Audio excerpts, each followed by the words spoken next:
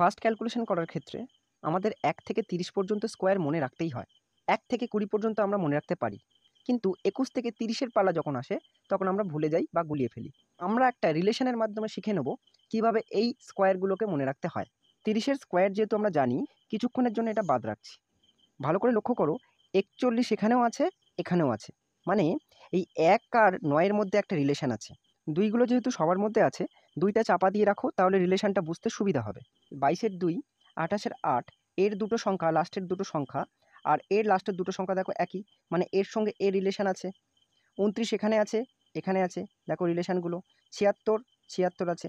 আর 5টা 25 এর স্কোয়ারটা দেখো মাঝখানে আছে। মানে আমি বলতে চাইছি তোমার 29 এর স্কোয়ার লাগবে। তুমি জানো 21 এর স্কোয়ার কত? 441। আমি কি বলেছি রিলেশনটা 1 আর 9 10, মানে 21 এর স্কোয়ার যা হবে 29 এর স্কোয়ার তাই হবে শেষের দুটো সংখ্যাতে।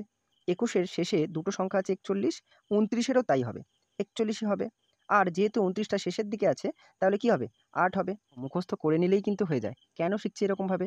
যদি ভুলে যাই কোনো সময়, তখন এটা কাজে লাগবে। আমার প্রচুর কাজে লাগে, এরকমভাবে আমি মনে রাখি। তাই তোমাদেরকে শেয়ার করলাম। ভালো লাগলে অবশ্যই লাইক করে দিও। ধন্যবাদ।